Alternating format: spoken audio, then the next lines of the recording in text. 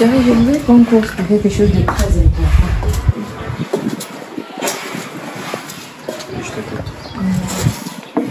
Je voudrais savoir, s'il te plaît. Quand tu m'épousais, tu pensais dans ta tête là que tu allais prendre soin de moi comment? Et je veux savoir, tu fais quoi dans la vie? Je veux dire, qu'est-ce que tu travailles justement? Tu sais, chérie, tu aurais dû tout faire pour obtenir cette réponse bien avant qu'on ne se marie. Mais là, il se fait trop tard. Te voilà piégé. Nous voici mariés. Mais je suis quelqu'un de courtois, de gentleman et de très bien élevé. Donc, je vais devoir te dire ce que je fais. Ça me fera plaisir.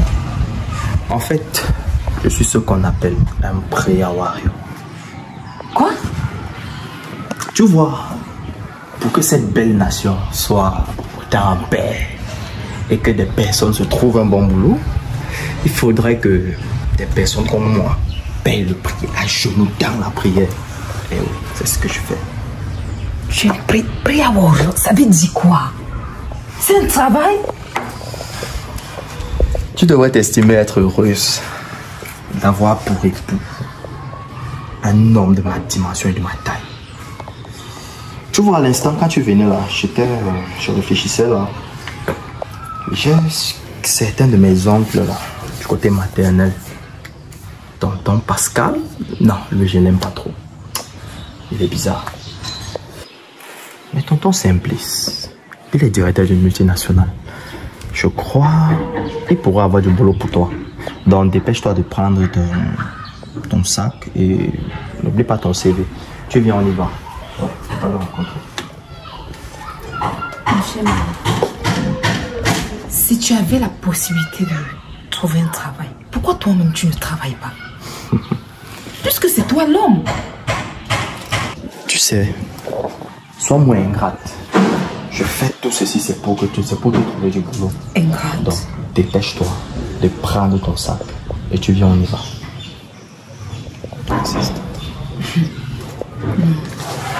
Mais c'est toi l'homme, c'est toi qui dois trouver du travail pour prendre soin de moi. Mais tu peux une fois m'écouter sans regimber. Dépêche-toi de prendre ton sac et tu me suis immédiatement. Ah, les femmes, n'importe quoi.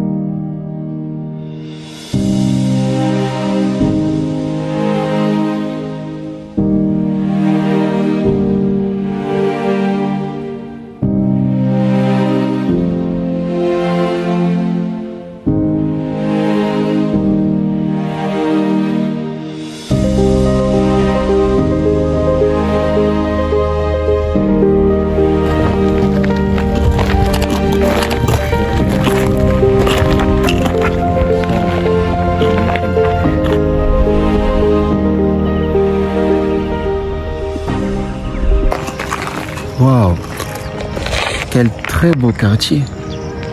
C'est la première fois que j'y mets mes pieds. Mais vous voyez, la chose qui est encore plus beau, c'est lorsque quand je m'empressais d'aller prier pour le frère, j'ai été très ému lorsque je vous ai croisé. Vous voyez, c'est très important quand vous voyez un frère ou une soeur qui est en difficulté, oui, qui est en train de traverser des moments très compliqués.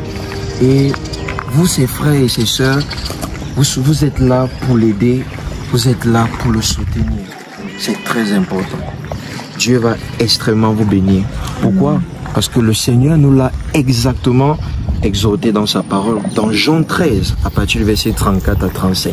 C'est lorsqu'on verra l'amour entre vous que l'on saura que vous êtes mes disciples. D'accord? Continuez dans cette lancée. Dieu va vous bénir. Parce que vous voyez, c'est dans cette voie que la bénédiction est permanente. D'accord? Est-ce qu'il va encore aller avec le véhicule? Ah d'accord. Il vient juste de me faire un message qu'il allait mettre de lait dans la roue. Donc on va l'attendre, ok? Le frère, je viens juste de me rappeler. Tu m'as parlé d'une sœur qui a beaucoup attiré ton attention. Mais de qui s'agissait-il en fait? Papa, il s'agissait de la sœur Joséphine, papa. La sœur Joséphine? Oui, papa. Ok. La sœur Joséphine, s'il te plaît, approche. La sœur Joséphine. Comment ça va? Ok. Waouh. Le frère Franck. Oui, papa. Tu as les yeux ouverts. C'est bien. Mais dis-moi. Oui, papa. Pourquoi est-ce que ton choix s'est porté sur la sœur Joséphine? Mon choix s'est porté vers la sœur Joséphine à cause de 3 choses que j'ai remarquées en elle. Ok. Il y a sa crainte pour l'éternel, il y a son caractère et aussi sa beauté. La beauté. Oui, papa. Ça me plaît. Mais le frère Franck. Oui, papa. Est-ce que tu sais que la sœur Joséphine ne rayonnera pas toujours comme tu la vois aujourd'hui? Seras-tu toujours prêt à l'aimer même lorsque tu verras les rides? Oui, papa. Je serai toujours prêt à le faire. D'accord. La sœur Joséphine, est-ce que tu es d'accord avec tout ce que le frère Franck est en train de me dire maintenant? Bien évidemment. Je suis d'accord. Ok. Moi aussi, je suis d'accord. Mais avant de vous laisser partir, je voudrais partager quelque chose de très important avec vous. Vous savez, le mariage, ce n'est pas un jeu d'enfant. Il s'agit de toute une vie. Lorsqu'on parle de mariage, il y a un mot-clé qui revient toujours. C'est la compatibilité. Voyez, vous pouvez tous avoir la crainte de Dieu, mais échouer dans le foyer. Tout simplement parce que vous n'êtes pas faits l'un pour l'autre. Alors le travail qui nous restera à faire dans cette période de fiançailles, c'est de bien se rassurer que vous êtes compatibles. D'accord? D'accord, papa. Ok. Mais le frère Franck. Oui, papa. Je sais déjà que ton travail te permet de prendre soin d'une femme. Oui, papa. Je n'ai aucun problème à ce niveau. Parce que tu dois savoir une chose. Si tu étais incapable de le faire, je n'allais jamais permettre cette union. Parce que l'homme, c'est le chef. Il doit être capable de pourvoir à tous les besoins dans son foyer. Et ça, Joséphine. Papa. Je sais aussi que toi, tu travailles, n'est-ce pas? Oui, je travaille. C'est très bien. Parce que lorsqu'une femme travaille, cela contribue à son épanouissement dans son foyer. Imaginons-nous un seul instant. On ne le souhaite pas. Mais si c'est que le mari est indisponible, ou bien il a eu à perdre son travail, et qu'il arrive que la femme ne travaille pas, qu'est-ce qu'on fait? N'oubliez jamais ceci. Un mauvais mariage peut conduire directement en enfer. C'est compris? Et vous ne devez sans doute pas oublier des erreurs à éviter lorsqu'il s'agit d'un mariage.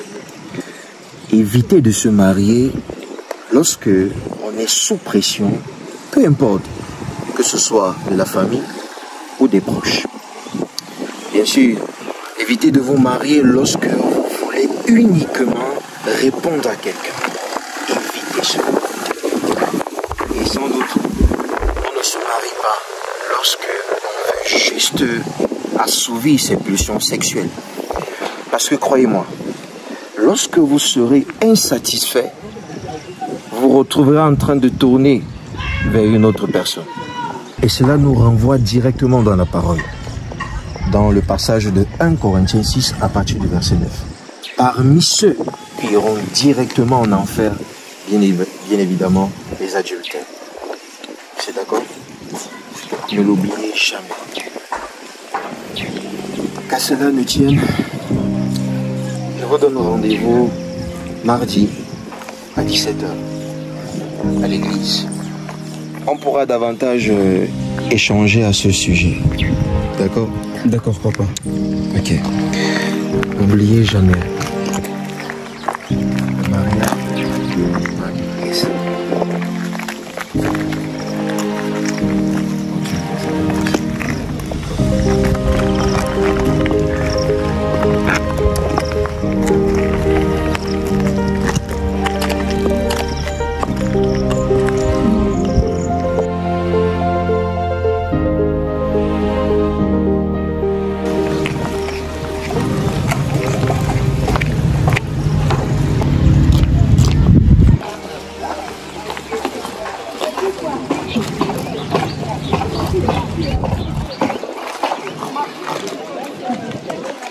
Bonjour papa.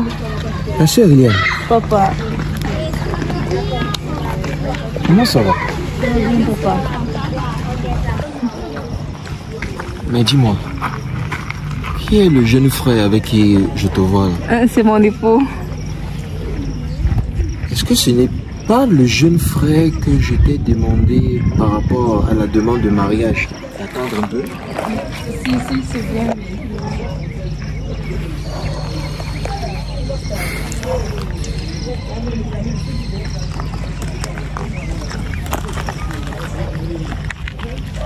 Est-ce que ce n'est pas le jeune frère dont tu es venu me parler à propos du mariage et je t'ai demandé d'attendre un peu?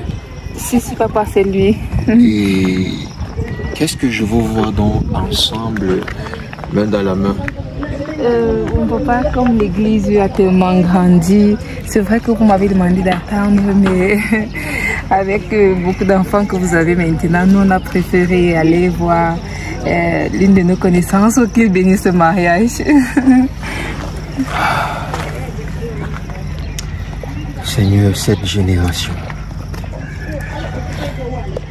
Est-ce que sous prétexte que vous êtes pressé, à ce que je sache, vous avez une église dont je suis le pasteur et un mariage, une célébration, je ne suis pas au courant?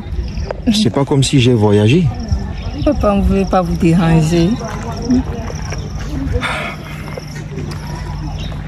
Mais dis-moi, tu vas bien? Est-ce qu'il te crête bien dans le foyer? Oui, papa.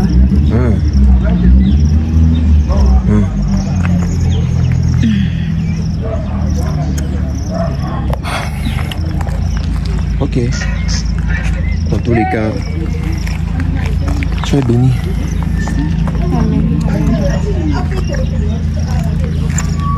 Chérie, s'il te plaît, on y va.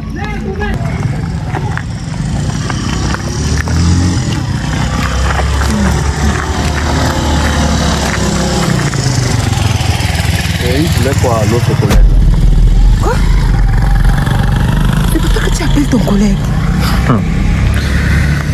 Je vois que tu ne connais toujours pas avec qui tu es marié. Hein. Tu vois, quand je me retrouve dans les cieux pour le conseil divin, sans mes prières et mes interventions auprès du Seigneur, de tel ministère ne verrait pas le jour. Mais bon. Seigneur! Dépêche-toi. J'ai épousé qui? Si j'avais écouté ma soeur, elle m'avait bien prévenu. J'ai pas écouté. Mon mari appelle notre père spirituel, son collègue. Seigneur, sauve-moi de cette situation. Eh oh, dépêche-toi. On y va, je sais pas que ça a fait.